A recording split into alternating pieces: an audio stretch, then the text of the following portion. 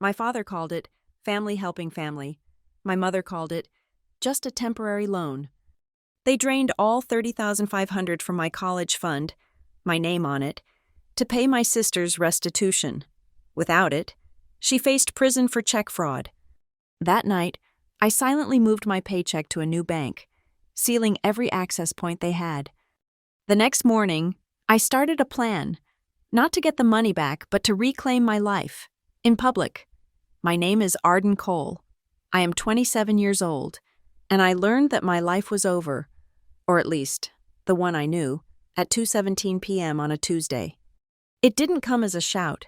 It came as a whisper, a single line of automated text in an email that slipped past my work spam filter. Subject: Gullhaven. Credit Union. Balance alert. From alerts@gullhaven.org to acole@norcrest.com. Your uniform transfers to Minors Act, UTMA, account balance is... I stared at the number, 0.00. The decimal point seemed to hang in the air, sharp and absolute. My office phone was ringing, a light blinking on the console, but the sound was muffled, as if coming from underwater. I was in a glass-walled conference room, supposed to be finalizing a compliance audit. Instead, I was looking at a void. That UTEMA account was not some forgotten relic. It was a foundation. My parents, practical Midwesterners, had opened it when I was 6 years old. It was built from birthday checks from relatives who didn't know me, from my father's occasional bonuses, from systematic deposits that represented their one consistent financial virtue. It was legally my property, my social security number tied to it like a root. My mother was the custodian, a title that meant guardian, protector. It held $30,500. It was the down payment on a condo. It was the fuck you money if my job at Norcrest Dynamics turned sour. It was the emergency fund that ensured I would never have to crawl back to them. It was, until 2:17 p.m., my independence held in reserve. And now it was zeroed. My phone buzzed on the table, a different vibration. The family group chat, the one I kept permanently muted, its notifications a pale gray badge on my home screen. It was from my mother. Family emergency, urgent, we need to talk. Your sister, Tessa, needs $30,500 by tomorrow to finalize the restitution arrangement. If she doesn't, the DA is pulling the plea deal and she faces mandatory sentencing. The numbers matched, 3,500. It wasn't a question. It was a statement, an after-action report for a war I hadn't known was being fought. I didn't reply. I didn't call. I stood up, gathered my laptop, and walked out of the conference room. My manager saw me, his mouth opening to ask about the audit. I just shook my head, held up a hand, and kept walking. I badged out of the Norcrest Tower, the lobby's marble floor silent and indifferent. The drive to Westbridge was 45 minutes of automatic functions. Turn signal, brake, accelerate. The suburbs unfolded in their predictable, orderly fashion, green lawns, beige siding, SUVs in the driveways, the American performance. My parents' house was identical to the others, distinguished only by the slightly overgrown boxwoods. I parked behind my father's Ford pickup. I used my old key. It slid into the lock with a familiar, metallic scrape. They were at the dining room table. The scene was pure domestic chaos, filtered through their specific brand of denial. The table wasn't set for dinner. It was a triage center for a financial disaster. There were Gullhaven Credit Union withdrawal slips, stark white against the dark wood. There was a letter on thick legal stationery, the words, Prosecuting Attorney's Office, visible in the header. And there were my parents, my father, in his work polo, rubbing his temples, my mother, holding a cold cup of tea, her expression not guilty, but weary, annoyed, even, as if I were the inconvenience. My sister, Tessa, was on the sofa, just outside the circle of light from the dining room fixture. Arden, my mother said. Her voice was light, airy, the one she used for church acquaintances. We were just about to call you again. You already did, I said. I dropped my keys on the hall table. The clatter was loud in the quiet room. You emptied the Utma. My father sighed. A long, put-upon sound. Arden, please. It's not like that. It's a family investment. An investment, I repeated. The word felt wrong in my mouth. In what? In your sister, my mother said, her voice gaining a brittle edge. In keeping this family together, that money was just sitting there. You got scholarships. You have your big job. You didn't need it. It was never about need, I said, my voice flat. It was about mine. You'll understand when you're a parent, my father mumbled. The ultimate conversational kill switch. Sometimes you have to make hard choices for the good of the whole. The good of the whole looks exactly like Tessa's restitution payment. She made a mistake. Arden, my mother snapped. She got in with a bad crowd. She wrote some bad checks. Is she supposed to go to prison for that? Is that what you want? Your own sister? I looked at Tessa. She was 24, not a child. She was staring intently at her phone, her thumb scrolling. Her nails were new, a glittering, iridescent pink acrylic, professionally done. They looked expensive. Above her left ankle, peeking out from the cuff of her joggers, was the hard black plastic of a court-ordered tracking monitor. The contrast was obscene. She didn't look up, not once. She hadn't said a word. She was the epicenter of the earthquake, and she was checking her Instagram. You said it was better than useless college fees, I said, quoting the email I'd read between the lines. The money I'd saved them by winning scholarships. My success had just made my assets liquid, available for them to plunder. My discipline had funded her lack of it. We needed it now. Arden, my father said. Standing up, he tried to put a hand on my shoulder. I stepped back. The lawyer said if we didn't show significant financial commitment to the victims by tomorrow, the plea was off the table. It was this, or she serves time, real time. I looked from him to my mother, the two of them, a united front of pragmatic betrayal. One question, I said. The air was so tight I could barely push the words out. Why didn't you ask me? My mother finally met my gaze. Her eyes were clear, unapologetic. Because you're too rigid, Arden. You're too black and white about everything. You would have said no. There it was. The admission, the calculation. They knew it was theft. They knew it was wrong. They knew I would refuse, and they did it anyway. I didn't scream. I didn't cry. I didn't throw the lamp off the hall table. An outburst is what they were expecting. An emotional explosion they could manage, soothe, and then dismiss as Arden being difficult. They were prepared for tears. They were not prepared for calm. I took a breath. The shock was crystallizing, hardening from a dull ache into something sharp and useful. I was no longer their daughter. I was a compliance officer at an incident scene. I unzipped my work bag and pulled out my phone. Arden, what are you doing? My mother asked, her voice suddenly laced with genuine alarm. Click. I took a photo of the Gullhaven withdrawal slip. It was a cashier's check request. Custodian, Elizabeth Cole. Purpose, educational expenses. A clear, indictable lie. Click. The letter from the prosecutor. It detailed the victim, Grayford Market Group, and the restitution amount, $30,500. Click.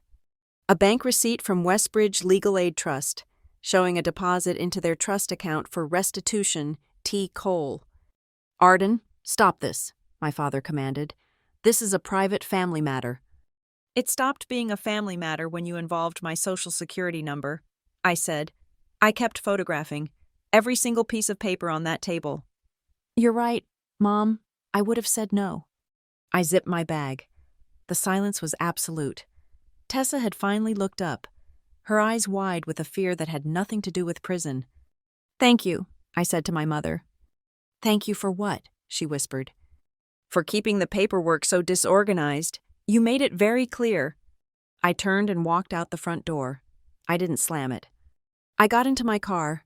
I sat for a full minute, the engine off. My hands were shaking, not with rage, but with adrenaline, the cold, clean focus of a problem to be solved. I pulled out of their driveway, drove 2 blocks, and parked under the buzzing fluorescent lights of a closed convenience store. I opened my laptop. The hotspot connected in seconds.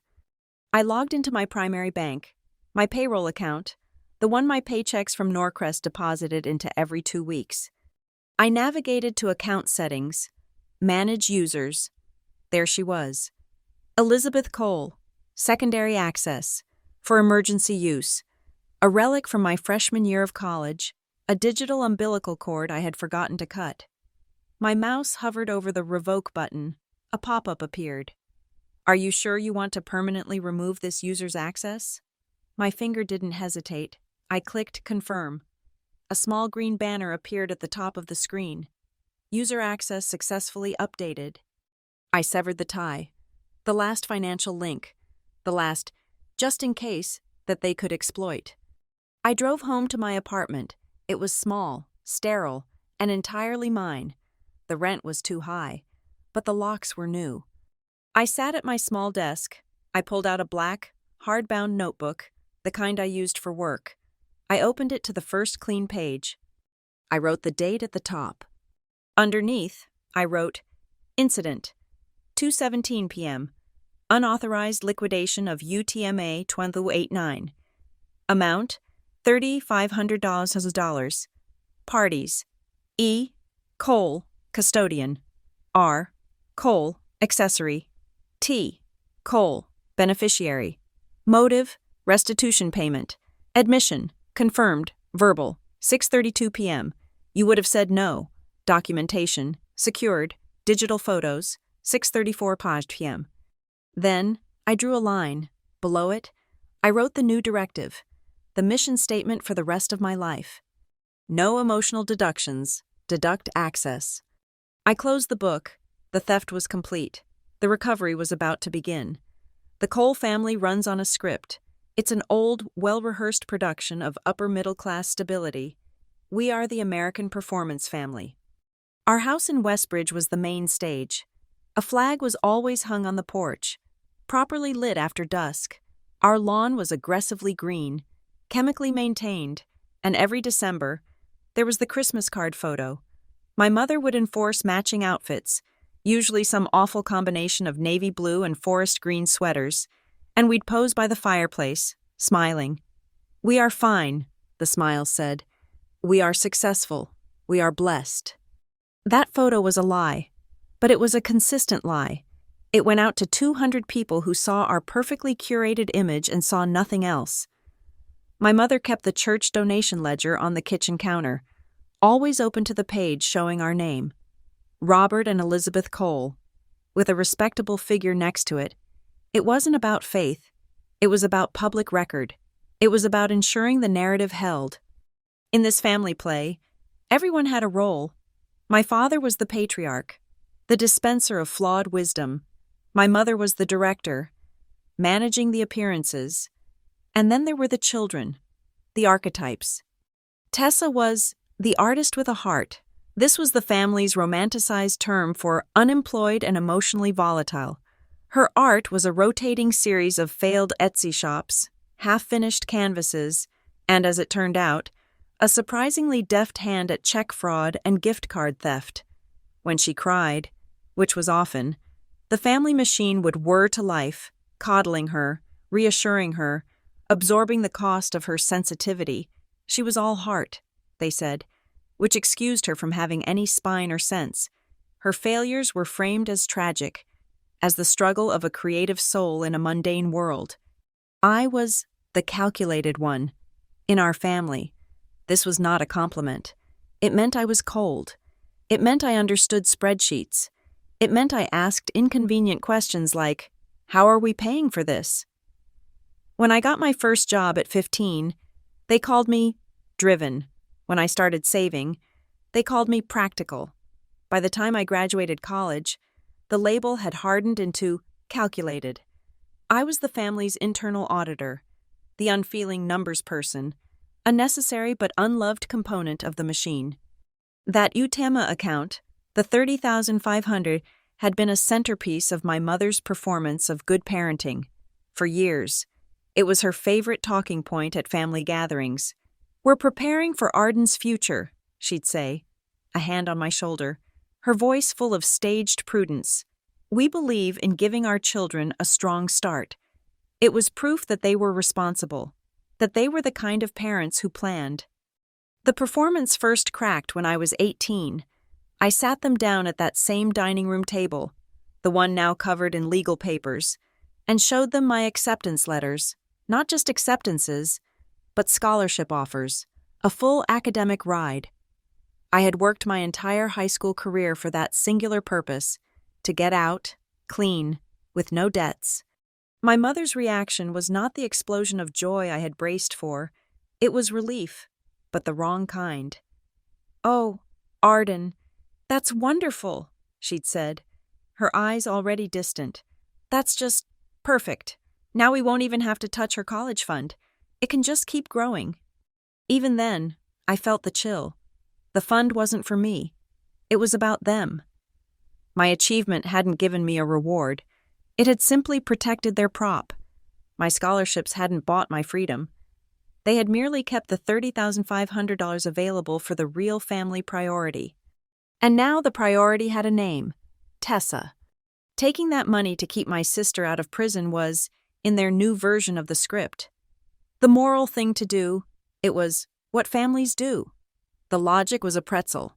My responsible behavior, getting scholarships, meant my money wasn't needed for its intended purpose, my education, which therefore made it available to pay for my sister's irresponsible behavior, felony theft.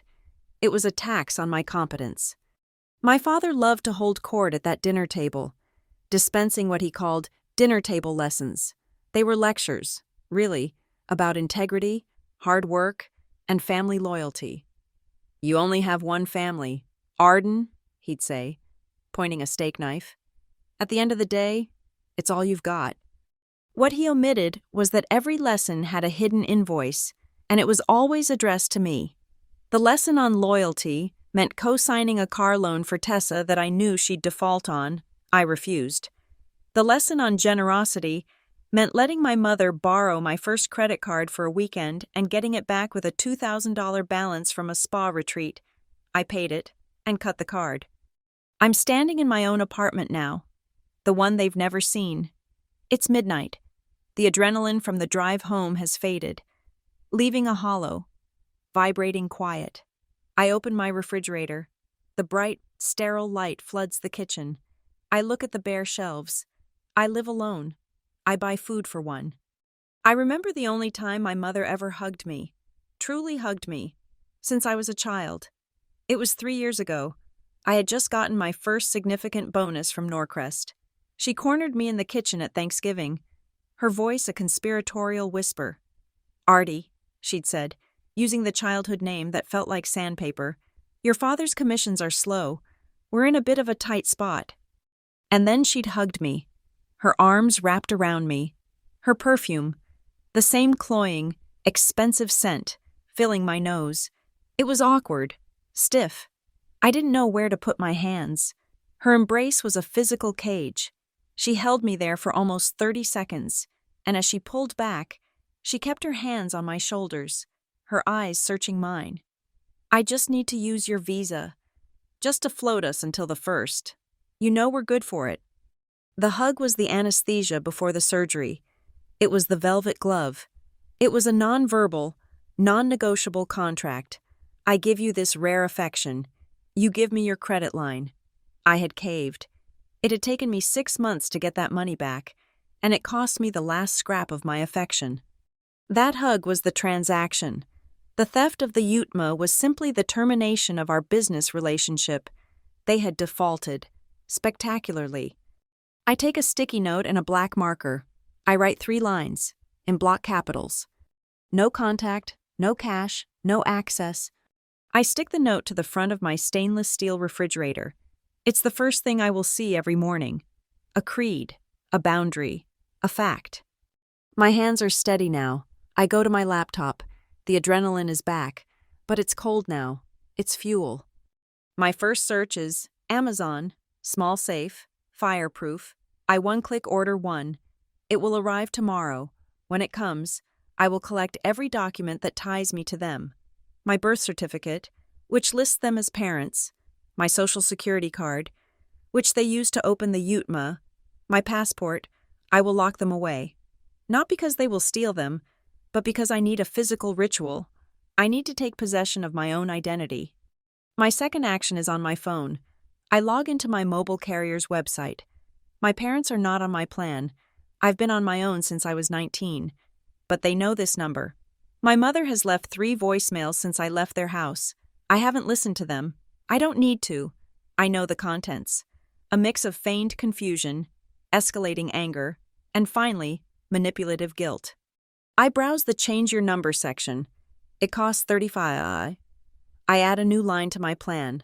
A clean number. I port my old number, the one they know, the one they are calling right now, to a cheap, pay-as-you-go burner phone.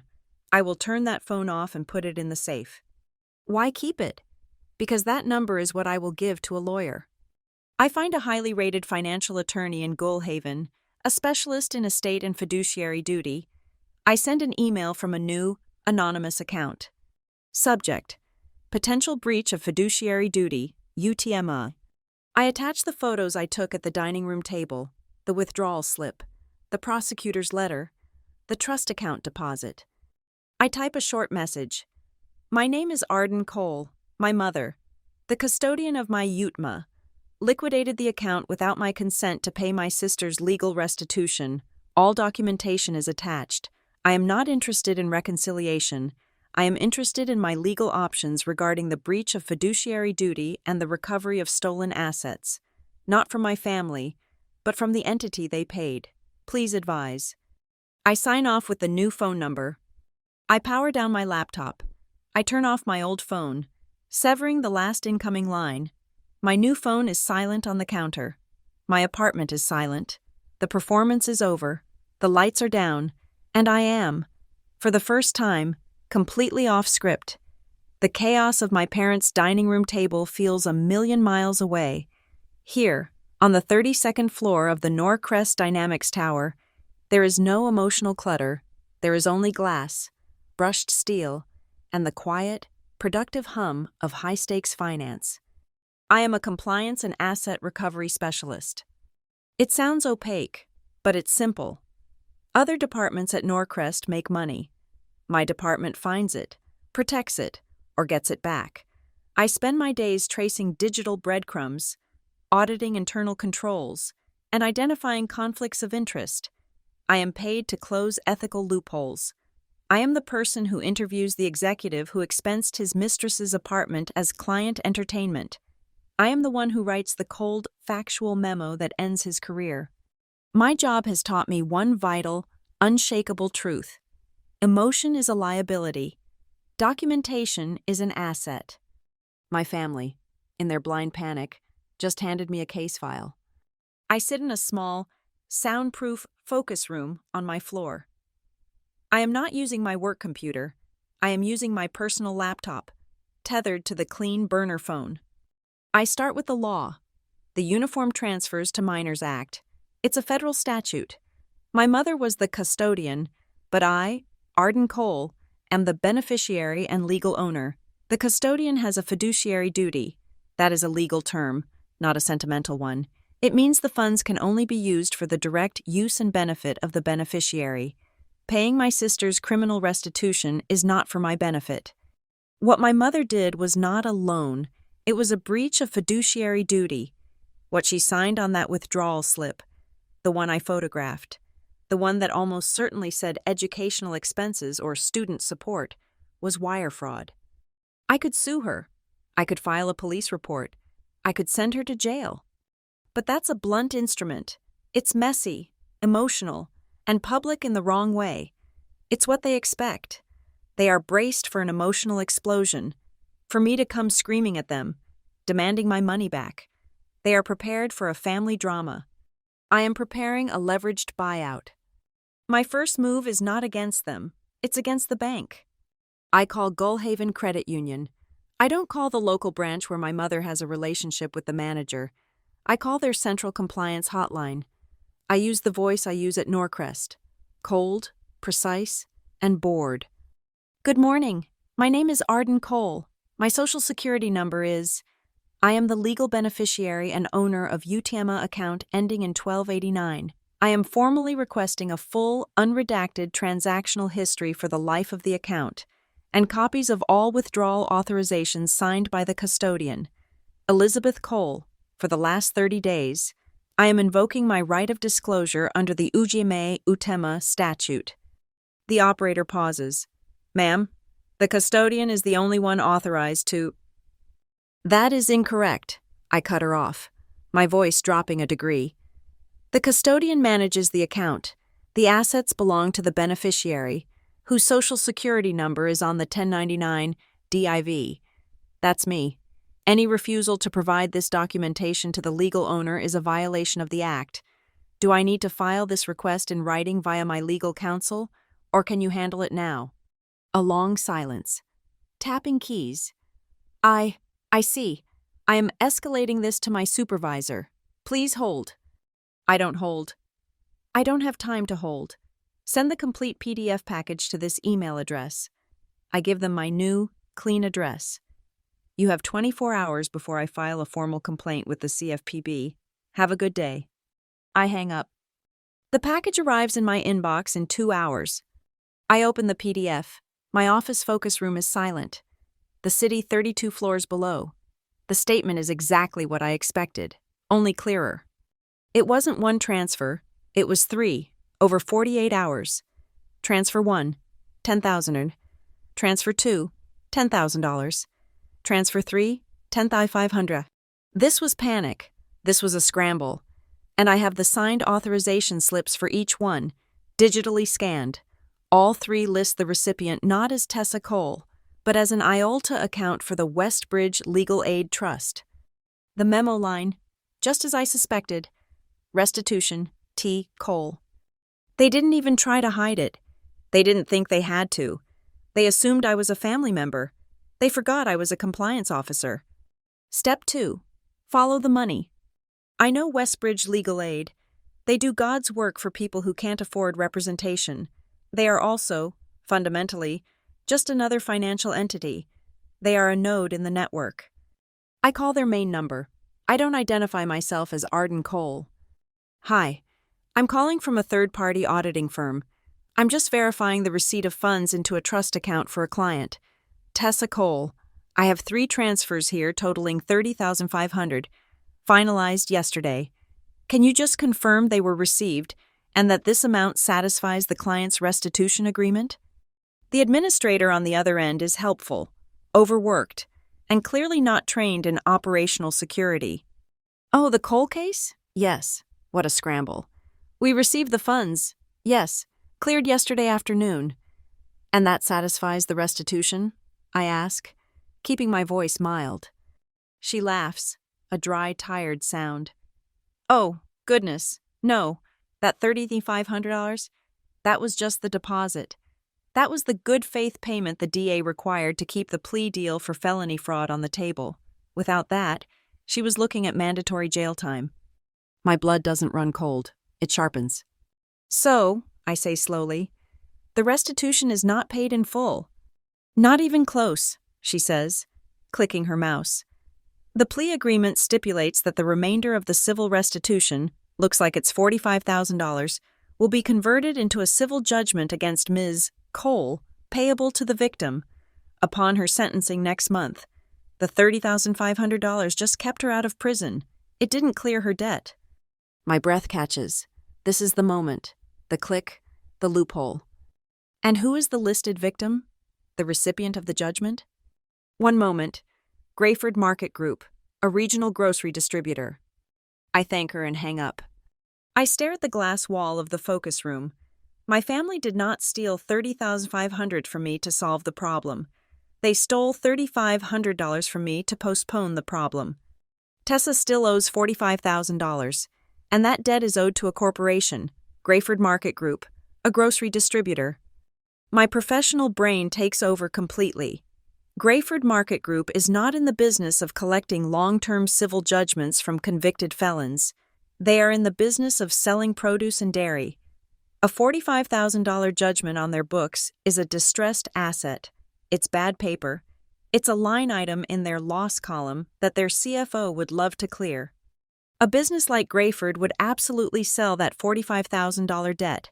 They would sell it today for a discount, just to get it off their books, to recover something tangible, to improve their quarterly liquidity. They might sell it for $40,000. They might even sell it for $35,000 in cash. And I know this. Civil judgments are transferable. They are property. They can be bought and sold, just like a car, or a stock, or a house. I don't need to sue my mother for the $3,500 she stole. That's a messy, emotional, family court battle where a judge might tell me to work it out with my family. That's a fight I could lose. This is a transaction. If I buy the judgment from Grayford Market Group, I become the creditor. Tessa will no longer owe a grocery company. She will owe me. I will own the paper. I will be the one who can approve her payment plan. I will be the one who can reject it. I will be the one who can garnish her wages. I will be the one who can place a lien on any property she ever tries to own. My parents stole my college fund to buy their golden child's freedom. I'm going to use my paycheck to buy her leash. I don't need Tessa in prison. That makes her a martyr, and it makes me the villain. I need her accountable. To me, I need to be the one holding the pen that defines the terms of her life. And I know exactly how to buy that right, in broad daylight, with a cashier's check and a legally ironclad assignment of judgment. My phone is silent. My family hasn't figured out I'm gone. They think I'm just cooling off. They think I'll come back. Yelling. I open a new browser tab. I search for the chief financial officer of Grayford Market Group. This isn't revenge. This is an acquisition. In my world, you don't build a case, you build a wall. You don't collect evidence, you take a high-velocity nail gun, and you fire steel pins, one by one, into a stud, until you have a frame so rigid it can bear any load. My apartment, post-theft, became my workshop. The air smelled like static and ozone from my laptop. I was no longer a daughter, I was a contractor. Whoomp! The first nail. I pinned the screenshot of my mother's family emergency text message to my digital bulletin board. It was the motive. It established time and intent. Whoomp! The second. The Gullhaven Credit Union statement. $0. The raw red hole where $30,500 used to be. The mechanism of the theft. Whoomp! The third. The receipt from the Westbridge Legal Aid Trust for restitution, T. Cole. The destination. There it was, hanging in the air. A perfect linear chain of causality. Motive, mechanism, destination. I was organizing these files when a new sound dinged from my laptop, an email. It wasn't to my new, sterile address. It was a forward, sent to my old Norcrest email, the one I kept active for just this kind of oversight. It was from my mother. She hadn't sent it to me. She had sent it to the Westbridge Presbyterian Women's Prayer Circle, and in her panicked, sloppy haste, she had accidentally CC'd Arden Cole instead of Ann Coleman. Subject: Praise Report. God provides. Dearest ladies, she had written. Just a wonderful update on our Tessa. As you know, we have been praying over her legal troubles. Well, the Lord has moved. We were facing a terrible deadline, but we took a leap of faith, and at the final hour, the full $30,500 needed for her legal fund was provided. It's a true miracle. My hand froze on the mouse. A miracle. She wasn't just lying, she was proselytizing. And then I saw the attachment. My stomach turned to ice. She had attached a scanned copy of the final UTEMA withdrawal slip, the $10,500 transfer. She had sent it to a dozen people as proof of God's miracle, proof of her faith. She had just delivered the signed, dated, notarized weapon to me and to a jury pool of church ladies. Whump! I saved the email as E. Cole Admission FWD EML. This wasn't a nail. This was a 10-inch railroad spike. My next step was to build the timeline. I opened a spreadsheet, the same kind I used at Norcrest for forensic accounting. I mapped the entire 48-hour period. T48 hours. Tessa's plea deal deadline established by DA. T3612. Mother makes first withdrawal, $10,000. T2405. Mother makes second withdrawal, $10,000. T1015. Mother makes final withdrawal, $10,500. T1001. Mother wires full $35,500 to Westbridge Legal Aid Trust. T0430. Westbridge Legal Aid confirms receipt to DA. Plea deal is preserved. T Plazo 2 Sozer cause. Mother sends family emergency text to me. The timeline was critical. It proved they only notified me after the crime was complete, and the funds were unrecoverable. It wasn't a request for help. It was a notification of theft. Now, for the second confession. I picked up the burner phone, took a breath, and turned on the single-party consent recording app that was standard issue in my line of work. I dialed my father. He picked up on the second ring, his voice thick with a forced paternal relief. "Arden? Oh, thank God. We've been so worried. You left." "I'm recording this call, Dad." The warmth evaporated. "What? Why? Arden, this is your family. Don't be cold. This isn't one of your audits." "It is now," I said. "I have one question. Did you know Mom was going to take $3,500 from my UTMA account?" A long, weary sigh. The sound of a man who hates confrontation more than he loves integrity. "Arden, please. Take is an ugly word. We moved it.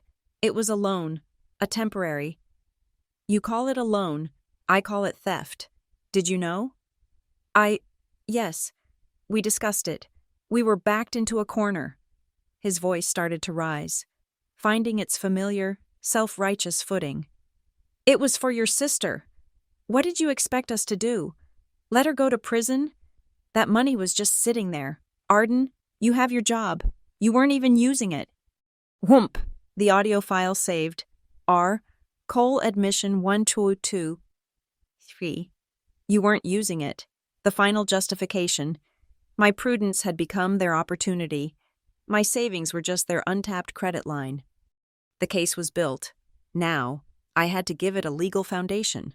First, I went to Grayford Postal, a small, independent shipping center wedged between a dry cleaner and a donut shop. I paid $150 in cash for a private mailbox.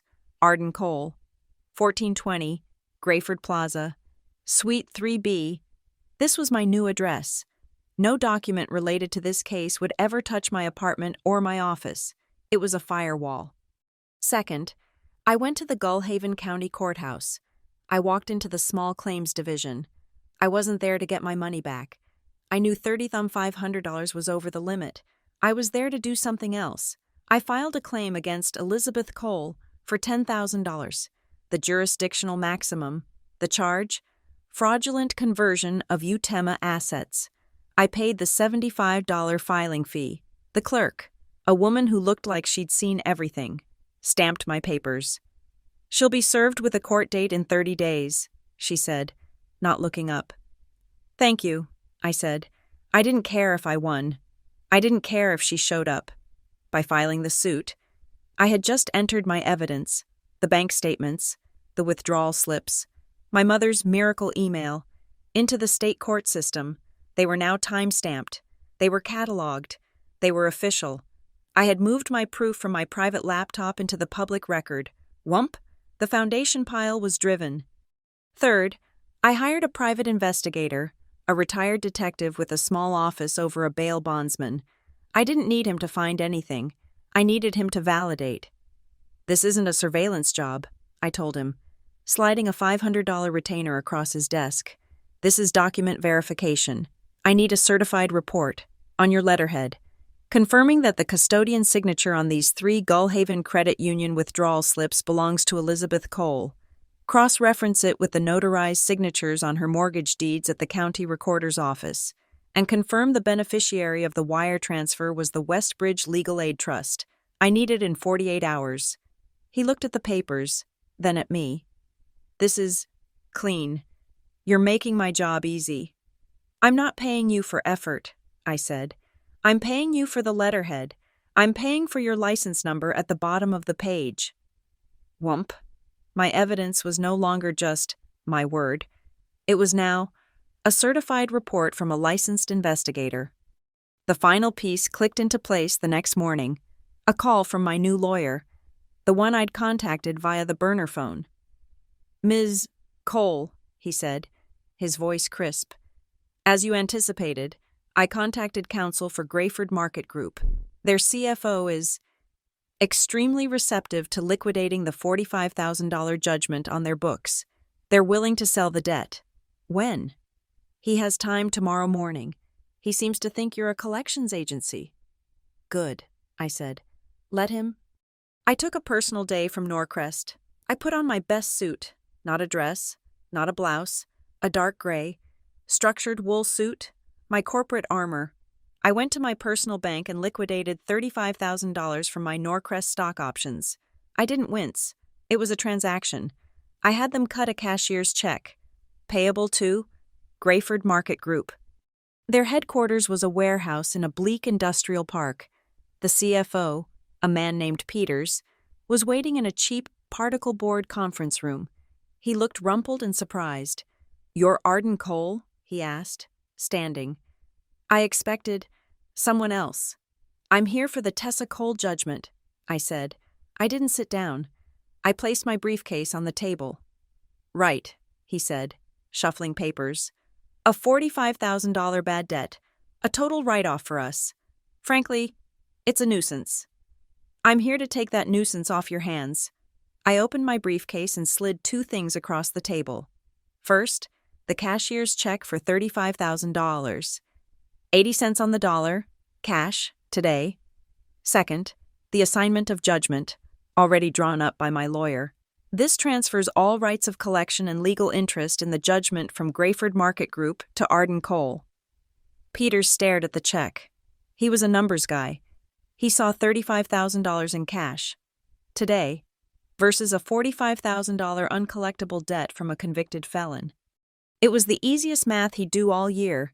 He didn't ask why. He didn't care. He picked up his phone. "Brenda, I need you to witness a signature." He signed his name. His admin signed hers. Whump! He handed me the executed copy. The paper was still warm from the printer. It was a legal, binding, court-recognized document. He slid the check into his desk drawer. "Well, Ms. Cole, it's all yours." I put the assignment in my briefcase and clicked the latches shut. "Just out of curiosity," he said, "what's your interest in this? You'll spend more trying to collect it than you'll ever get back." I paused at the door. I looked back at him, this tired man in his cheap office. "It's a family investment," I said. I walked out into the parking lot. The sun was bright, harsh, and clear. The case was built. The lock was set. My sister Tessa still owed $45,000. But she didn't owe it to a grocery company anymore. She owed it to me. The paper I signed in that particle board conference room was not an emotional document. It was an assignment of judgment, a standard legal instrument.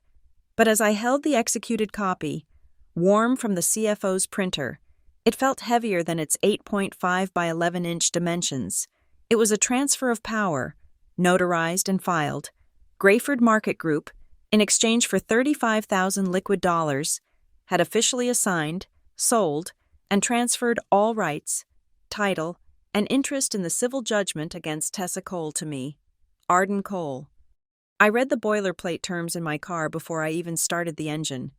The legalese was a kind of dense, cold poetry.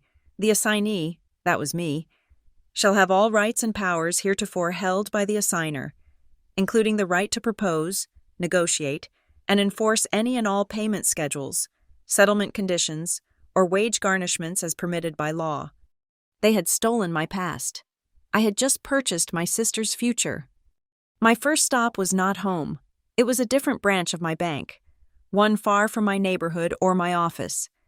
I sat with a new accounts manager, a young man in a stiff shirt who seemed eager to impress. "I need to open a non-interest-bearing escrow account," I said. "It's for holding and dispersing funds related to a judgment I've acquired." He nodded, clicking.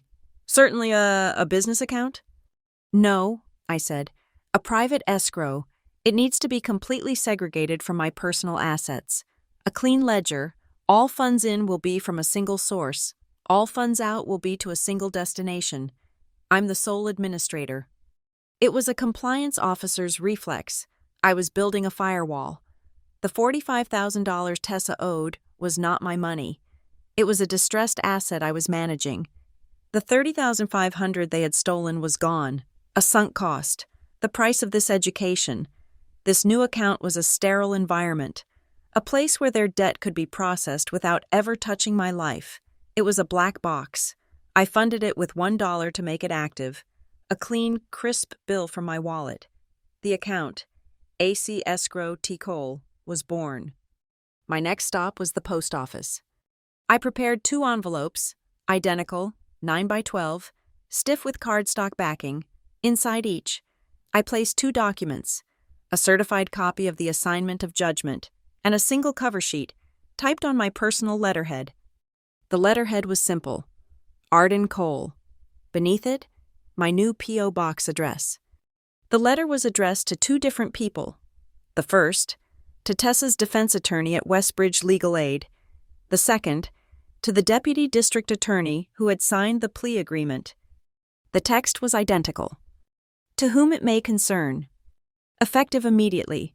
Please be advised that all rights and interests in the civil judgment, case ID, pertaining to Tessa Cole, previously held by Grayford Market Group, have been legally assigned to the undersigned. See attached. Executed assignment of judgment. All future correspondence, payment negotiations, and restitution disbursements related to this judgment are to be directed exclusively to the new creditor of record at the address listed above. Do not contact my client's family regarding this matter. Sincerely, Arden Cole. I sealed the envelopes. I walked to the counter and paid the fee for certified mail. Return receipt requested. The postal worker stamped the green and white forms and affixed them. Ka-chunk, ka-chunk, the sound of a legal clock starting to tick. Those letters were stones dropped into a perfectly still pond. I knew exactly what would happen. The DA would glance at it, shrug, and file it. It was a civil matter, and the DA's office just cared that the plea deal's conditions were met. But Tessa's lawyer, her lawyer would panic. Her lawyer, funded by the miracle money my mother stole, would receive a certified letter from a private party, a party with the same last name as her client, stating that this new party owned her client's debt. She would have a fiduciary duty to inform her client, Tessa.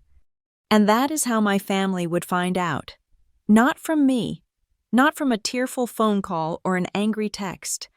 They would find out from a baffled legal aid attorney, who would call Tessa and say, I don't understand. Do you know an Arden Cole? She just bought your debt from Grayford. The rest was silence. I went home. I went to work. I went to the gym. I ate. I slept. I did not contact them.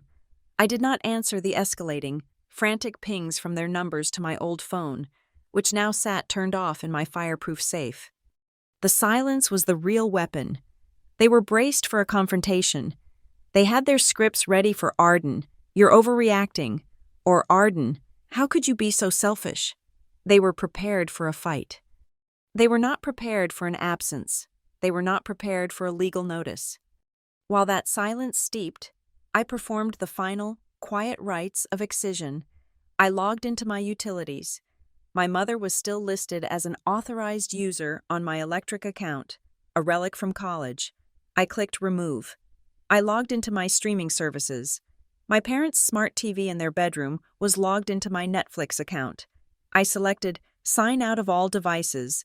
I checked my recurring payments. There it was, a $50 a month automatic transfer to my father's bank account, labeled phone bill help. It had been running for 3 years. My finger hovered over the cancel button. This wasn't a transaction. It was a lifeline.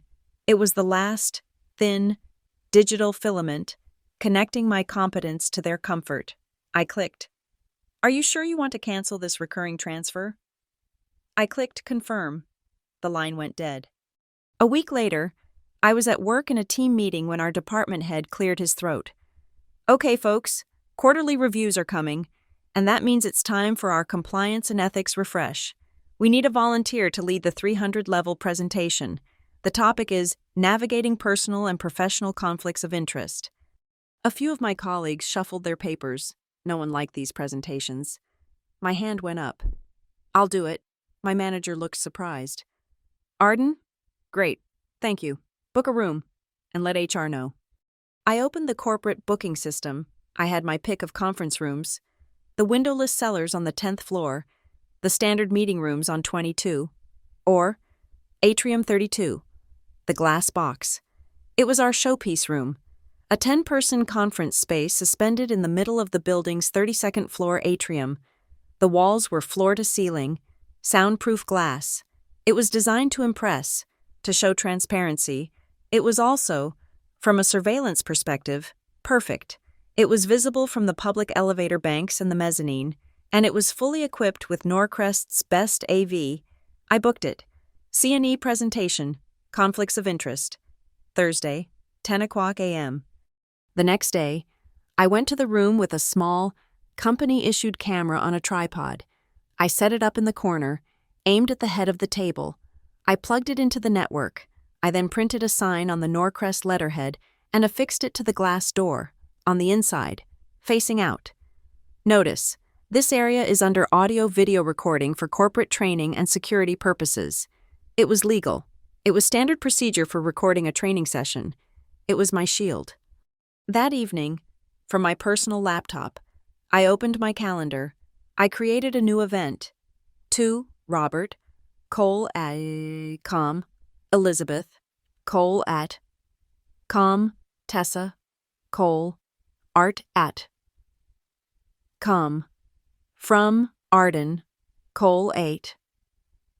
Com, my personal, professional-sounding email, not the anonymous one. Subject, family and finance, transparency.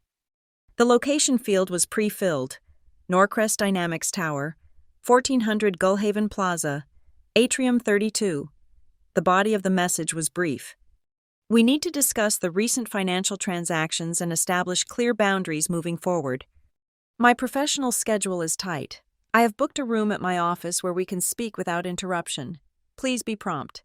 I have you all added to the guest list at the front desk. I signed it simply, Arden. I hit send. I watched the screen. I didn't have to wait long. Less than 5 minutes. A chime. Elizabeth Cole has accepted this invitation. A second chime. Robert Cole has accepted this invitation. A third. Tessa Cole has accepted this invitation. They had clicked yes. They thought I was cracking. They thought this was the intervention, the family meeting, where they could sit me down, appeal to my better nature, and smooth things over with the gentle, crushing weight of their collective parental authority. They thought they were coming to my territory to remind me that I was, first and foremost, their daughter. They had no idea they had just RSVP'd to an audit. They had just confirmed their attendance at their own deposition, and they had just agreed to be recorded. The meeting in Atrium 32 was set for 10 o'clock a.m. Thursday. It was now Wednesday evening, the 24-hour countdown. This was the final prep window, the time when all assets are secured and all exits are mapped. They thought they were coming to an intervention. I was preparing for a severance. My laptop was open on my small kitchen counter. The first task was to cut the last remaining strands of expectation. They were coming to that meeting expecting to negotiate, to appeal to a shared history. I needed to extinguish that hope before they even badged into the lobby. I opened my calendar, found the Family and Finance Transparency event, and hit Reply All. This was not an email. It was a pre-read memorandum. To Robert Cole, Elizabeth Cole, Tessa Cole. From Arden Cole. Subject, Family and Finance, Transparency. To ensure our meeting tomorrow is both productive and efficient, I am providing this pre-read to establish a baseline for the discussion. Effective immediately, all forms of informal, recurring, and emergency financial support from me, Arden Cole, to any of you, are terminated. This is not a temporary pause, it is a permanent cessation. This includes, but is not limited to, the $50 monthly phone bill help transfer, canceled. Access to all shared subscription and media accounts, terminated. My status as a co-signer or authorized user on any of your personal accounts, revoked. Any future expectation of financial aid, loans, or family help for any reason, including legal, medical, or personal.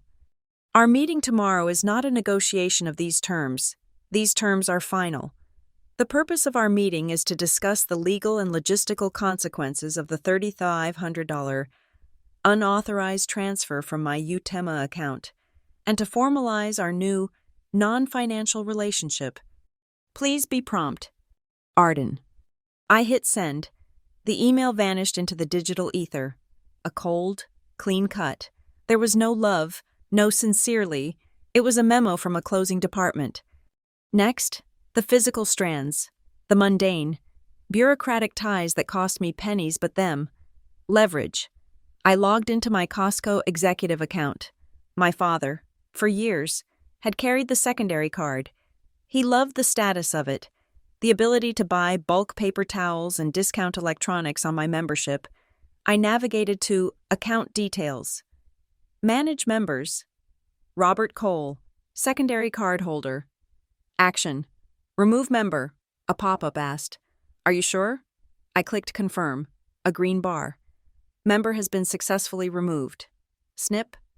I logged into my utility provider, Gullhaven Power and Light. My mother, listed as an emergency contact or authorized user, which gave her the ability to discuss the account. Manage permissions. Elizabeth Cole, remove. Confirm, snip. These were small, petty cuts, but they were symbolic. You don't just sever a main artery, you must also tie off every capillary. They had used my name, my credit, and my competence as a low-level utility for their own comfort. I was turning off the service. The most important cut was the line of communication itself. My old phone, the burner, sat on the counter. It was off. I put it in its original box, along with the charger. The next morning, Thursday, at 8:00 a.m., 2 hours before the meeting, I had an appointment with my lawyer. His office was sterile, smelling of old paper and new carpet. Mr. Hayes? I said, sitting across from him. I pushed the box across the desk. Ms. Cole? Is this? This is my old phone number, the one my family has. I am turning it over to you. You are now my registered agent. Your firm is my official point of contact. He steepled his fingers, his eyes sharp. I see. And what am I to do with it? Turn it on. The voicemails will be illuminating. I want you to set a new, permanent auto-reply for any text message it receives. And what should that reply say? I had already written it. I handed him the script. It should say, Your message to Arden Cole has been received by the offices of Hayes & Associates. Legal counsel, Ms. Cole is not monitoring this line. For all matters, legal or personal, please direct your correspondence to this firm. Unsolicited contact will be logged and filed. Thank you. He read it, and a slow, thin smile spread across his face. This is unambiguous. You are effectively turning your old life into a data trap. I'm turning my old life into a matter of public record. I corrected him. Anything they say is now a communication with my attorney. The harassment stops, or it becomes billable. He nodded. I'll have a paralegal monitor the logs. Now, about the other matter, the petition. This was Plan B. The atrium meeting was Plan A. I had spent Wednesday afternoon at the Gullhaven Family Court. I had filed a verified petition for a domestic violence restraining order. It wasn't for physical violence. The form had a checkbox, one I knew well. Financial abuse. In the petition, I had laid out the pattern. The respondents, Elizabeth and Robert Cole, have engaged in a multi-year pattern of financial exploitation and coercion. I attached the evidence. Exhibit A, the $2,000 spa day credit card statement from 3 years ago. Exhibit B. A list of 5 other loans never repaid, with bank transfers. Exhibit C. The Gullhaven CU withdrawal slips for $30,500. Exhibit D. My mother's God provides email. Exhibit E. The certified audio recording of my father admitting, "You weren't using it." The court clerk had reviewed the file. The evidence of fraud, of fiduciary breach, was so clear that she didn't hesitate. She gave me a hearing date. "You'll need to have them served," she'd said. "Not yet," I told her. I now explained this to Mr. Hayes. "I have the petition. I have the hearing date. I do not want to serve them unless the meeting at 10:00 a.m. becomes volatile. If they refuse my terms, if they become explosive, if they threaten or harass me, I need to be able to execute." "So you're holding the summons in reserve," he said. "I am," I said. "I am offering them one last, clean, professional exit. If they take it, I will withdraw the petition.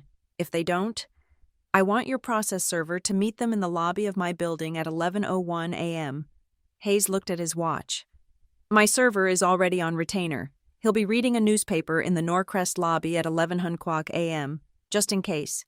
One text from you, and he will serve all 3 of them." "Good," I said. I stood up.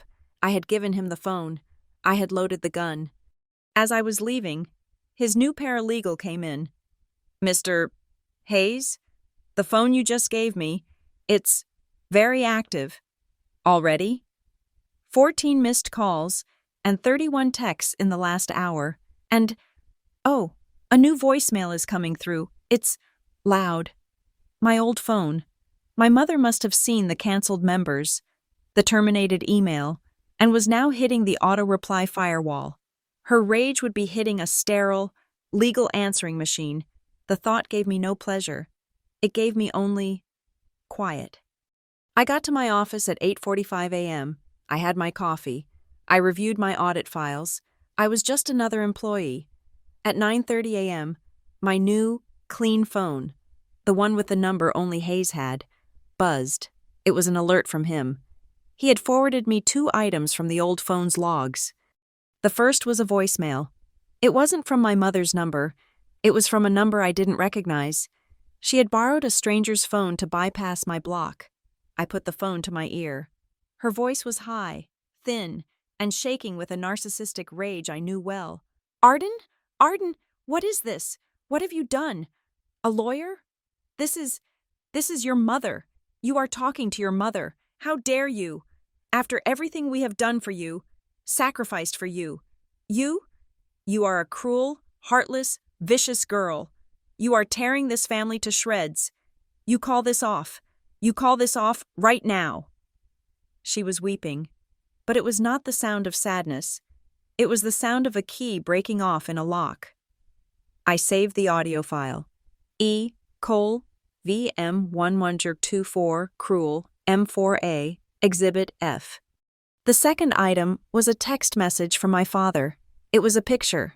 It was Tessa. She was on their living room sofa, her face buried in a cushion, her shoulders shaking. It was a perfectly composed shot, a portrait of manufactured victimhood. The text beneath it, "Look what you're doing. This is killing your sister. She can't handle this. You've made your point.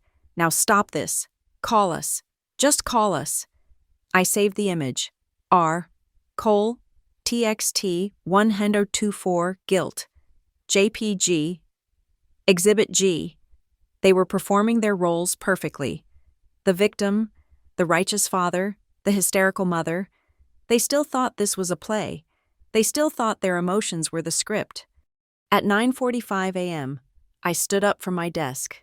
I went to the 32nd floor executive washroom. The lighting was sharp, the mirrors vast. I looked at my reflection. My hair was pulled back into a severe, tight bun. No loose strands, no jewelry, save for a simple, functional watch. I was wearing the suit. It was not my best suit. It was not my most expensive suit. It was my charcoal gray, wool blend. No negotiation suit. It was the suit I wore when I was about to interview someone I knew was lying. It was the suit I wore when I was presenting findings of fraud to an executive board. It was a suit that had no softness. It was armor. I looked at my own eyes in the mirror. I was not nervous. Nerves are for the unprepared. I was not angry. Anger is a liability. I was ready. I had the documents. I had the recordings. I had the lawyer. I had the process server on standby. I had the assignment of judgment in my briefcase. I practiced my opening line, the one I would use to take control of the room. I said it 3 times to my own reflection. This meeting is not a negotiation. My voice was low, steady, and had no tremor. I was not their daughter. I was Ms. Cole, the creditor of record, and I was about to open an audit. I clicked off the bathroom light, walked out into the atrium, and headed for the glass conference room. Atrium 32 is a cage of light and air, suspended 32 floors above the city. The Gullhaven skyline is a silent, sprawling map beyond the glass. It is 9:58 a.m. I am already seated at the head of the heavy steel and glass table. My laptop is plugged into the console. The 80-inch screen on the wall behind me is blank. Sleeping. The in-ceiling speakers are live, set to conference mode, designed to pick up a whisper. The high-definition camera in the corner has its red REC light glowing steadily.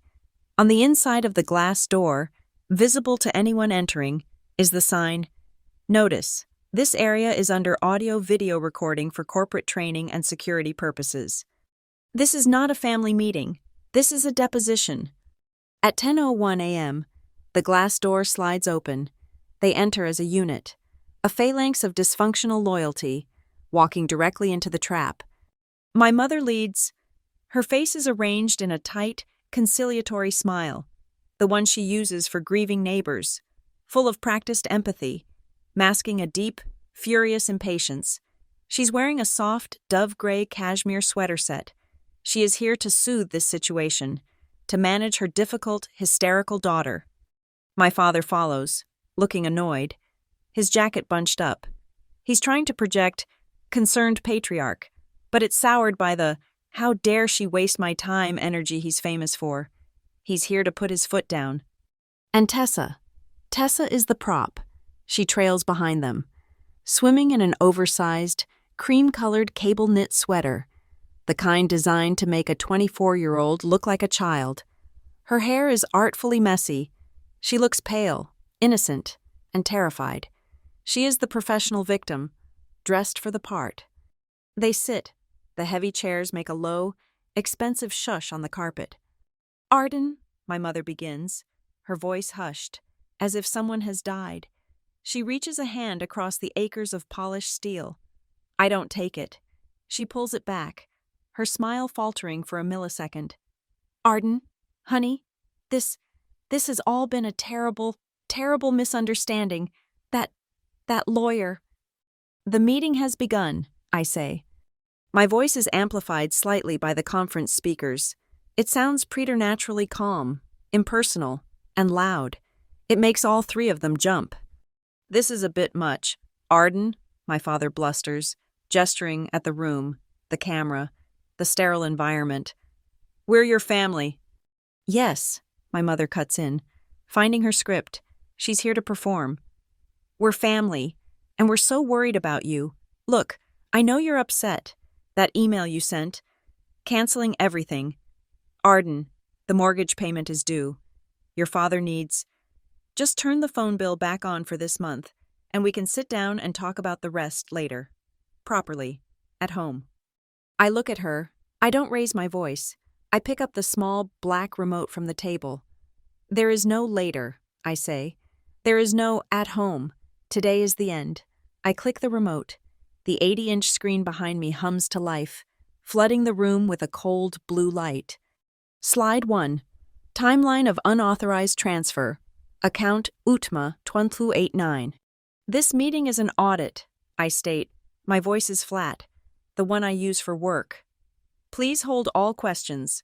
I lay out the 48-hour timeline, the plea deal deadline, the 3 separate withdrawals, the wire transfer to the legal aid trust, The family emergency text sent after the theft was complete. My mother's face tightens. Arden, this is unnecessary. It's inappropriate. I click again. Slide 2. Gullhaven Q Utma account. Beneficiary A. Cole. A high-resolution photo of the bank statement. Balance $3,500. Next to it, the statement from 48 hours later. Balance $0. $30,500, I say, my voice echoing slightly in the quiet room. I click again. Slide 3. Withdrawal authorizations. Custodian E. Cole. The 3 scanned withdrawal slips appear, side by side. My mother's looping. Confident signature is magnified. Stark black on white. I use the remote's laser pointer, and a small red dot appears on the screen. I circle the reason for withdrawal box on each slip. Educational expenses. Educational expenses. Educational expenses. I turn off the laser. This, I say, is fraud. Now, wait just a minute, my father bellows, slamming his hand flat on the glass table. The sound is a dull, heavy thud. Dad, I say. You're right. You called it something different. I click again. Slide 4. Admission of intent. Audio file R. Cole. When 22. A gray audio bar appears. I press the play button. The ceiling speakers fill with my father's voice, captured in perfect digital clarity. Arden, please. Take is an ugly word. We moved it. It was a loan, a temporary. That money was just sitting there. Arden, you have your job. You weren't even using it. The audio cuts off. The silence in the room is absolute, heavy as lead. My father's face is a mottled, dangerous red. Tessa has shrunk so far into her sweater she seems to be disappearing. You recorded me? My father whispers, his voice thick with disbelief. How dare you? My mother shrieks, her voice cracking, her performance of calm shattered. How dare you do this to your father? How dare you? It was for your sister. It was to save your sister, my father explodes, finally finding his rage. Standing up so fast his chair scrapes back with a harsh, metallic shriek. It was for family. Something you clearly don't understand. I wait for his shout to echo off the glass. I don't raise my voice. I don't stand. I look past him, at Tessa, whose eyes are wide and wet. You are absolutely right. Dad, I say, my voice lethally calm. It was for Tessa, which brings us to the actual agenda. I click the remote. Slide 5. Assignment of judgment. Civil Case 89C-4512. The scanned legal document fills the screen. The signatures of the Grayford Market Group CFO, the notarized stamp, and the 2 parties, listed in clear, bold type. Assigner Grayford Market Group. Inc. Assignee Arden Cole. My mother squints, reading the screen. Assignment. What is this? I don't understand. My father reads it. He stops breathing. His face goes from red to a pale, clammy white. He understands exactly what it is. He understands what assignee means. He collapses back into his chair. This, I say, gesturing to the screen, is the $45,000 civil judgment that was not covered by my stolen money, the outstanding debt Tessa still owes for her fraud, the debt I bought from Grayford Market Group yesterday morning. I turn my full attention to my sister. For the first time, she is forced to meet my gaze. You don't owe a corporation anymore. Tessa, I say. You owe me. And now, I say, looking back at my stunned parents, I, as the sole creditor of record, am here to discuss the terms of her repayment. No one speaks. My mother's mouth is open, but no sound is coming out. She looks at my father, but he is staring at the table. This was not on their script. This was not in the play. The only sound in the glass room is the low, steady whir of the HVAC fan. It sounds like a distant engine. I reach into my briefcase and pull out a single, thin folder, I slide it across the glass. It stops perfectly in front of Tessa. These are the settlement terms, I say. You will find they are extremely generous. I am not a loan shark. I am a compliance officer. 1, I say, holding up a finger. Tessa will repay the $45,000 in 24 monthly installments. That's $1,875 a month. I am offering 0% interest. That is a courtesy. She will provide proof of employment and agree to a direct wage deduction. Tessa just stares at the folder, paralyzed. 2, I continue. Tessa will write a formal the public letter of apology to the victims, Grayford Market Group. The text of that letter is already drafted. It's in the folder. She will sign it, and it will be posted on their corporate bulletin board and the bulletin board at Westbridge Presbyterian. My mother makes a small, strangled sound. The church? Arden? No. The shame. 3, I say, my voice cutting over hers. You. I look at my mother and father. We'll sign a binding, permanent no-contact agreement. It stipulates you will not contact me, my place of work, or my legal counsel for any reason, personal or financial, ever again. Any attempt to do so will be a breach of contract, with penalties. And 4, I look directly at my mother. You will make a symbolic restitution of your own. You will pay a $500 donation to a new scholarship fund I am creating at Gullhaven Community College.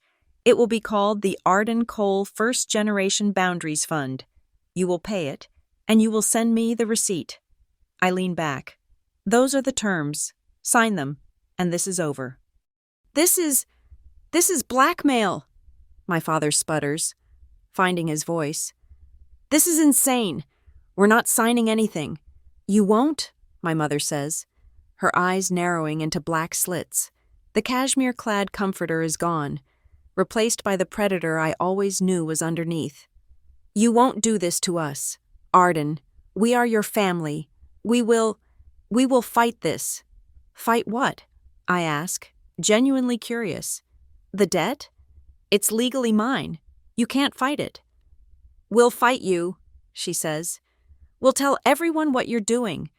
We'll tell them how you're treating your poor sister. Good, I say. Then you've made your choice. I pick up the remote. You see, I was hoping you would take the terms. It's so much cleaner. But I'm the calculated one. I always have a plan B. I click to the final slide. Slide 6. Petition for Domestic Violence Restraining Order. Case ID GCFV 2025-0988. It's a high-resolution screenshot of the first page of the petition I filed at the family court yesterday. Petitioner: Arden Cole. Respondent: Elizabeth Cole. Reason for order: check all that apply. X. Financial abuse. Unauthorized UTMA transfer. Pattern of financial coercion.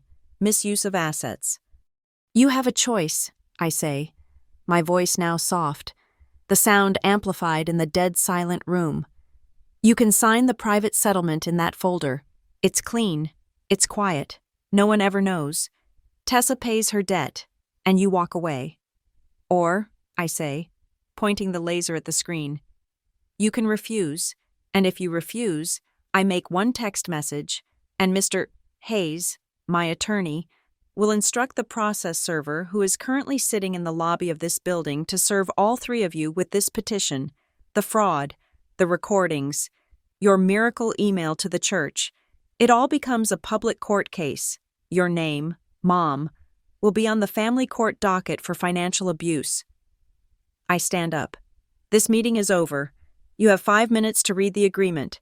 If you are not in the lobby signing it with my paralegal in 10 minutes, the server will be instructed to proceed. I gather my laptop. I walk to the glass door and slide it open. Arden, wait, my father pleads, his voice cracking. I pause, but I don't look back. Oh, I say, as a final thought. And the camera? It's still on. This entire conversation, your threats, your refusal, it's all just been added to Exhibit H. I walk out of the glass room, leaving them inside with the silence, the evidence, and the two contracts that define their future. They chose to resist. The 10-minute grace period in the atrium expired. My paralegal, waiting in the lobby, called me. They stormed past me. "Ms. Cole," the mother said, I quote, "Tell her we'll see her in hell." "Thank you, Sarah," I said. "Please text Mr. Hayes. Tell him execute." I had watched from the 32nd floor window, a high remote vantage point. I saw the process server, a large man in a quiet suit, step in front of my father at the revolving door. I saw him hand the 3 neat, folded stacks of paper, the summons, the petition, the exhibits. To each of them, I saw my mother slap the papers from his hand, scattering them across the marble floor of the Norcrest lobby. It didn't matter. They had been served. And now, 30 days later, we are here. Gullhaven County Family Court. Courtroom 4B. A windowless room that smells like floor wax, old coffee, and low-grade desperation. There is no glass atrium here, just wood veneer paneling and buzzing fluorescent lights. They are there, at the respondent's table. My father. His face fixed in a mask of stoic fury. Tessa, pale and trembling in another innocent sweater, and my mother, seated next to a slick, overconfident lawyer, a man whose suit costs more than my car. He's a family law specialist, the kind who advertises on bus benches. My lawyer, Mr. Hayes, and I are at the petitioner's table. My briefcase is on the floor. I am wearing the same gray suit. "All rise," the bailiff calls. "The Honorable Judge E. Marlowe, presiding." Judge Marlowe is a woman in her 60s. She has seen everything. She wastes no time. Case GCFV 2925. Cole v. Cole. This is the hearing on the petitioner's request for a domestic violence restraining order based on financial abuse. Mr. Jensen, is it? You represent the respondents. The petition is detailed. I've read the exhibits. What is your response? Mr. Jensen stands, smoothing his tie. He exudes a theatrical, paternal confidence. Your Honor, thank you. What we have here is not a legal case. It is a family misunderstanding, a simple disagreement, blown tragically out of proportion by frankly, a cold and requestful daughter. He gestures to me. I don't look at him. I look at the judge. The respondent, Mrs. Elizabeth Cole, he continues, as custodian of an account for her minor daughter. Her adult daughter, Judge Marlowe cuts in, her voice like gravel. She's looking at the file, not at him. Jensen stumbles. Yes, her adult daughter. She saw her other daughter, Tessa, in terrible trouble, facing prison. Your Honor, she made a mother's choice. She borrowed funds. Funds her daughter Arden wasn't even using. To save her sister's life. It was an act of family preservation. It was, at its heart, an act of love, and for this, she is being dragged into court by her own child, who, by the way, he adds, voice dripping with scorn, went behind their backs to buy her sister's debt, like some kind of Victorian loan shark. My mother is nodding, dabbing at a dry eye with a tissue. The performance is for the judge. Judge Marlowe doesn't look up from the file. Mr. Jensen, she says, her voice flat and unimpressed. I am not here to adjudicate family preservation. I am here to adjudicate the law. The law you're cheerfully ignoring is the Uniform Transfers to Minors Act. This account, she taps the file, bore the petitioner's Social Security number. The respondent, Mrs. Cole, was a fiduciary. Her act of love was a breach of that duty, and the borrowing was, by legal definition, fraudulent conversion. The evidence in Exhibit C, D, and E is unambiguous. Jensen's smile freezes. So let's dispense with the melodrama, shall we? The judge says, finally looking at him. Your client's actions were illegal. The question before me is not if the abuse occurred, but what the remedy should be. Ms. Cole? She turns to me. I stand. The room is quiet. Your Honor, I say, my voice steady. Mr. Hayes and I are here for two very specific remedies. I want to be clear.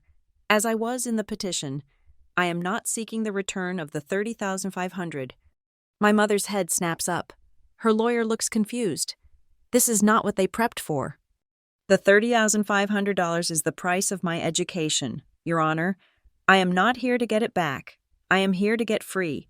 My petition asks for two things. First, a permanent no-contact order against all three respondents, based on the documented pattern of financial abuse, harassment, and the clear malicious intent demonstrated in their communications. Second, I continue, we are here to formalize the terms of the separate civil judgment, which I legally own.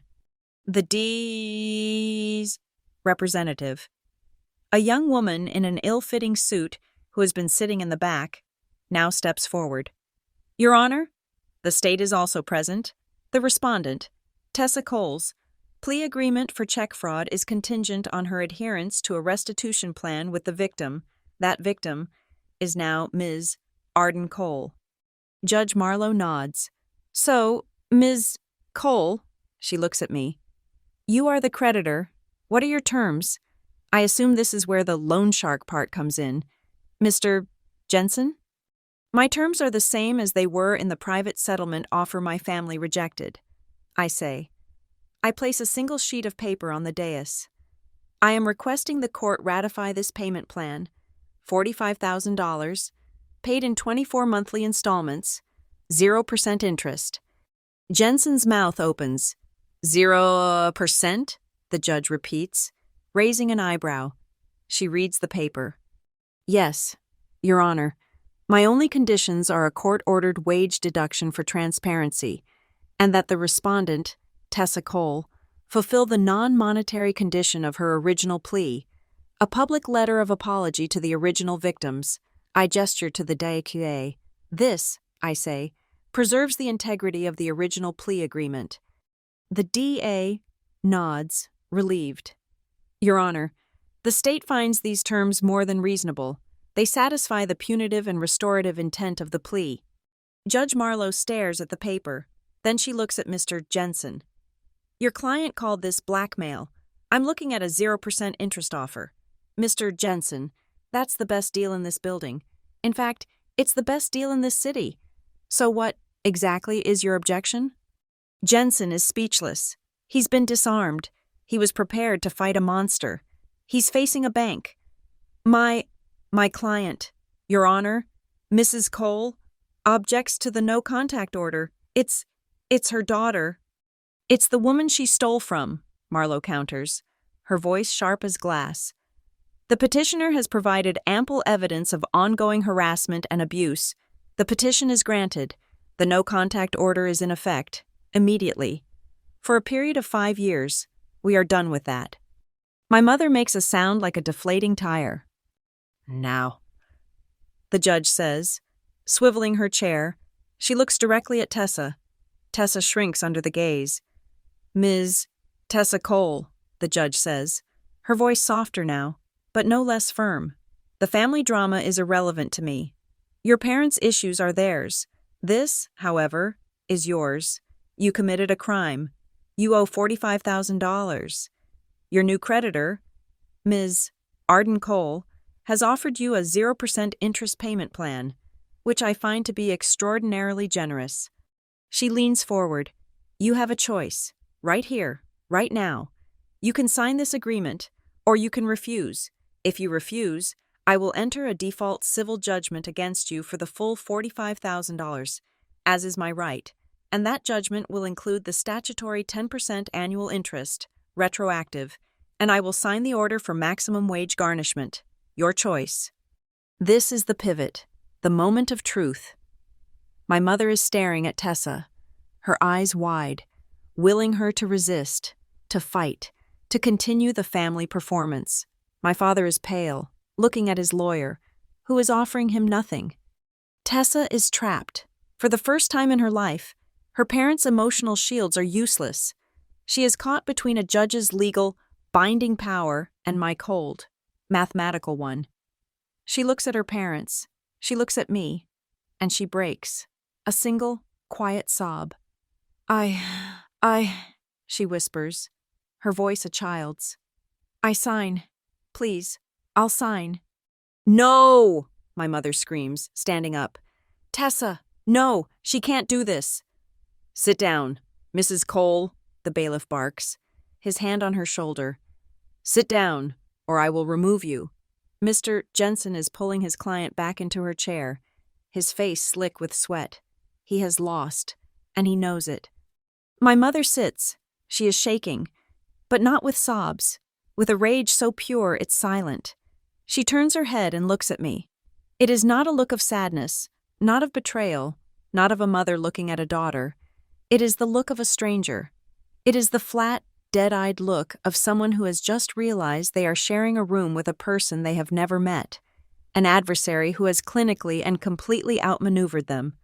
For the first time in my life, I see her clearly, and she sees me.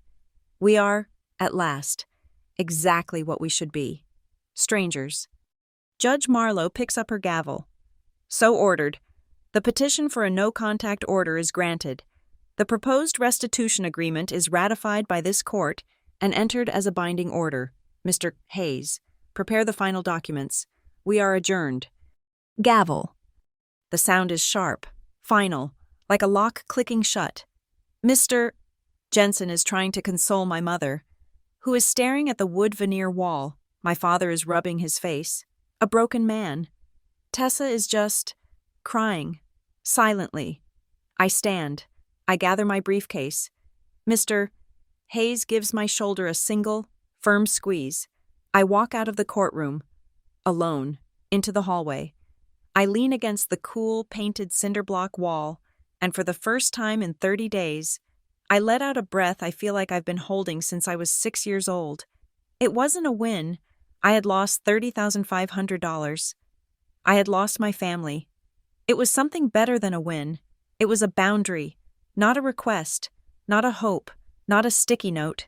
It was a line, drawn in the ink of a court order, filed and entered into the permanent record.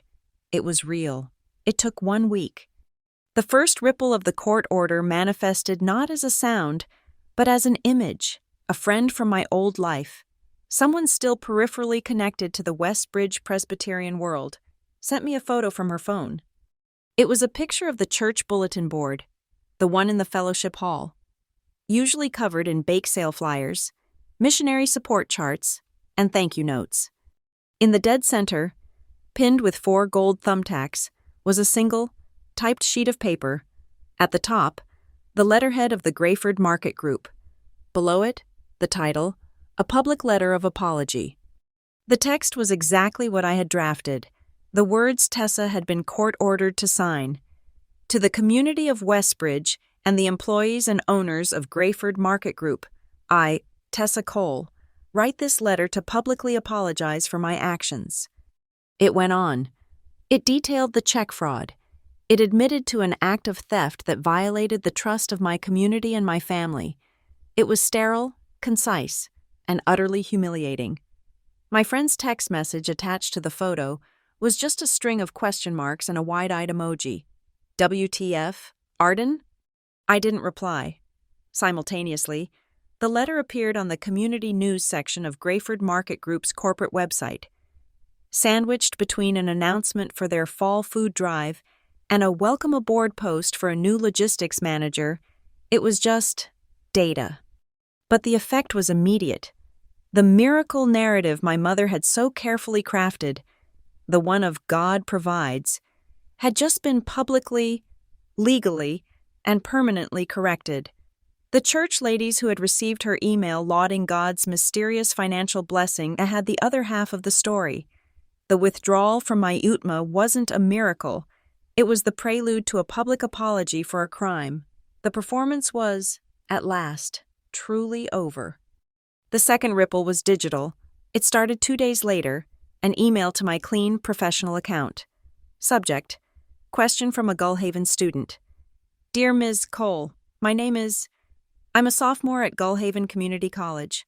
My parents have a UTMA for me, and my mom's name is on it. I heard a story that Well, I was wondering, what are my rights? How can I protect it? I stared at the message. I had no idea how this student had heard. A whisper from the court clerk? A rumor from the DA's office? A text from the paralegal? It didn't matter. The story was leaking, as all stories do. Not in a flood, but in drips. I wrote back. I explained what a fiduciary duty was. I explained the use and benefit clause. I told him how to request his own statements from the bank. Using his social security number as the legal owner, I told him, "You are the owner. Your parent is just the manager. Don't ever let them forget that." The next day, there were 3 more emails, 1 from a high school senior, 2 from other community college students. The story was spreading. I answered every single one. I gave them template letters to send to their banks. I gave them links to the statute. I was, it seemed, becoming the unwilling patron saint of financially abused children. The third ripple was a check. It arrived at my new P.O. box, a personal check from Elizabeth Cole. Amount, $500 sent. Memo, per court order. Her handwriting was tight, angry, the signature digging into the paper. It was, I knew, the hardest $500 she had ever spent. It was not a donation. It was a fine. It was the price of her defeat. I took that check, and my own check for $5,000, and I walked into the Gullhaven Community College bursar's office. "I'd like to open a scholarship," I told the bewildered administrator. "That's wonderful. Do you have a name for it?" "Yes," I said. "The Cole Scholarship for First-Generation Students and Boundaries." The administrator paused, pen hovering. "That's a specific name." "It's a specific scholarship," I said. "It's for first-generation students who can demonstrate a commitment to financial independence and personal boundaries." It was the real payback, the $3,500 they stole, believing it was for a useless education, was now gone. But in its place, $5,500 had just planted a new seed. The money had returned to its original purpose, education, just not mine. Of course, the local paper caught the scent. A reporter from the Gullhaven Gazette, a young, ambitious guy, found my Norcrest email. "Ms. Cole," he wrote, "I'm working on a human interest story about a remarkable legal situation, a story of family, finance, and setting boundaries in the modern age. I'd love to get your side of the story. You're an inspiration." I felt a cold, metallic taste in my mouth. An inspiration, a human interest story, my life, my severance, my cold, hard, necessary legal fight, packaged as content. I replied with a single line. "I must decline. Not everything is a story for public consumption." I hit send. My privacy was not for sale. My pain was not his content. The old apartment, the one I'd had since college, suddenly felt wrong. It was the apartment of Arden Cole, the daughter. It held the memories of those late-night, tearful phone calls with my mother. It held the ghost of the girl who used to flinch when the family group chat lit up. I gave my 30 days' notice. I found a new place on the other side of town, in Gullhaven Heights. It wasn't a lateral move. It was a smaller space, a studio, a junior one-bedroom, the listing had called it. It was a box, but it was a box on the 19th floor, and it had a single, massive, east-facing window that looked out over the steel-gray waters of the inlet, not back toward the suburbs of Westbridge. I moved on a Saturday. I took my clothes, my laptop, my books, and the small fireproof safe. I left the sofa. I left the dining set. I left everything else. I set up my small desk in front of that window. I bought a new bed, a simple metal frame. I didn't hang anything on the walls. I just let the light and the quiet fill the space. That evening, I sat at my new desk. The sun was setting, casting long shadows from the east. I pulled out the black, hardbound notebook, the one I had started on the day of the theft. I flipped through the pages, the timeline of the 48 hours, the recordings, the small claims court filing, the assignment of judgment, the atrium meeting, the court order. I turned to the last page. At the top, I had written action items. There was a list. Revoke all financial access. Secure all documents. Change phone number. Acquire debt. File petition. Execute settlement. And the last item on the list? Enforce no contact. I took my black pen. I drew a thick, definitive line through it. Complete. I closed the notebook. I put it in the back of my desk drawer. I would not need it again. My new, clean phone was on the desk. Silent. As I was about to put it on the charger, it vibrated. A text message. It was from a new number, but the name was already in my contacts. A contact I had created and labeled. Tessa Cole, do not engage. It was the first communication since the courtroom. The text said, "The first payment just transferred, $1,875. It's in the escrow account." I looked at the text. I was about to delete it when a second message popped up. "Thanks for the 0% interest," my lawyer said. "He said you didn't have to do that." I held the phone. The new, quiet apartment was so silent I could hear the building's ventilation. Here it was, the opening, the tiny, emotional crack she was inserting, the one my mother had taught her to use, the bid for sympathy, the first step toward, "Can't we just—" I could feel the old machinery trying to whir to life inside me, the big sister instinct, the peacemaker role I had been forced to play. I took a breath. I looked out the window at the dark water. I held the line. I typed back a single, 5-word reply. That wasn't kindness. It was accountability. I hit send. I watched the delivered receipt appear. I didn't wait for a reply. I powered the phone down. The room was plunged into a new, profound silence. It was not the hollow, anxious silence of waiting for the next bad text. It was not the vibrating, adrenalized silence of my old apartment. It was a clean, cold, empty silence. It was the sound of a boarder, holding firm, and it was, finally, entirely mine. It is Monday morning, 7:00 a.m. The light in the Norcrest atrium is no longer the harsh, vertical light of confrontation. It is a low, clean, golden light, streaming in horizontally from the east, cutting long, perfect rectangles across the polished concrete floor. The air is cool and still. My heels are the only sound. A sharp, solitary click, clack, in the vast, empty space. I am not at my desk. I am at my department head's office.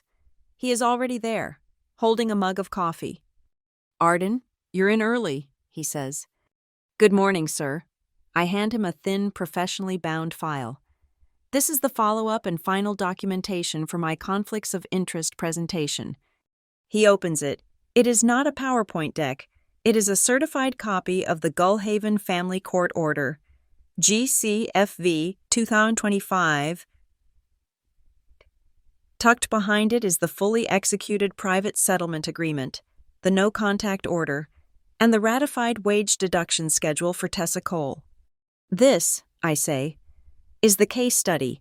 It details the initial breach of fiduciary duty, the internal mediation attempt, and the final court-ordered legal resolution. All parties are now firewalled. The conflict, per internal corporate policy, is fully documented and resolved. He reads the petition summary, his eyes briefly registering the words, financial abuse. He looks at the 0% interest term. He looks up at me, not with pity, not with curiosity, but with a new, quiet, professional respect. "This is exceptionally thorough. Ms. Cole." "Compliance is about thoroughness, sir." "Indeed." He closes the file. "This will make an excellent anonymized case study for our training module. Thank you." I nod. I turn. I walk back to the elevators. My personal trauma is now a professional asset, filed and closed. I get to my new apartment. The same morning sun is flooding my small studio, the one with the single, east-facing window. I open my personal laptop. A calendar reminder, in a bright red block, is waiting for me. Payment due. Gullhaven CC. Fall semester tuition. It's the tuition for the night classes I've been taking for a year. The ones in forensic auditing. The pivot. I open the student portal. Balance, $150. I click Pay Now. I enter my own checking account details. I click Submit. A small green checkmark appears. Payment successful. I look at it for a long moment. It's the first tuition payment I've made since the theft. It doesn't feel heavy. It's just a transaction, a clean one. I'm about to close the laptop when I remember the mail.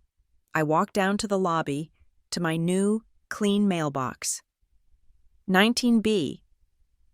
Inside, there's a single, rigid cardboard mailer. The return address is Gullhaven Community College. I take it upstairs. I slice it open. Inside, on heavy cardstock, is a certificate. Gullhaven Community College. This is to certify that Arden Cole has successfully completed the requirements for the certificate in forensic auditing. Tucked behind it is a cheap, $10 black plastic frame from the campus bookstore. It is simple, functional, and perfect. I walk to the one bare wall in my apartment, the wall next to my desk. Taped to it is a single, square piece of paper, the sticky note I wrote on the first night, in my old apartment. The ink is faded, the corners are curling, but the words are still there. No contact, no cash, no access. I take a small nail and a hammer. I tap the nail into the drywall, right next to the note. I hang the cheap, black-framed diploma, the boundary, and the reward, the cause, and the effect. There are no fireworks. There is no music. There is no one here to see it. I just look at them, side by side. I give a single, sharp nod to myself. It is done. I sit back down at my desk. One last piece of business. I open my bank accounts. The escrow account, AC Escrow T. Cole, is active. It shows a balance of £1,875. Tessa's first, court-ordered payment. I open a new browser tab. The donation portal for the Gullhaven Community College Foundation. I find the scholarship fund I created, the Cole Scholarship for First-Generation Students and Boundaries. I click Donate. I initiate a transfer, not for $1,875. I transfer $3,500. The exact, precise amount that was stolen, the money that was taken from me, justified by lies, laundered through panic, I am sending it, in one clean, final transfer, to the fund. It is not my money anymore. It is not their debt. The money has been scrubbed. It has been given a new, clean, legal purpose. It is back to its original intent, education. I watch the confirmation screen. Transfer complete. I close the banking tab. I close the student portal. I close my email. My desktop is empty, a plain, gray background. I close the laptop. The click is soft and final in the quiet room. The sun is high now, filling my small, empty apartment with clean, unfiltered light. I look at the closed laptop. I say the last two words, not to my family, not to the past, not even to myself. I just say them, out loud, to the empty room. Paid in full. Thank you so much for listening to this story. Where in the world are you tuning in from? Let us know in the comments below. We'd love to hear your thoughts on Arden's journey. If you enjoyed this story, please make sure to subscribe, like the video, and support us by hitting that hype button so this story can be heard by many more.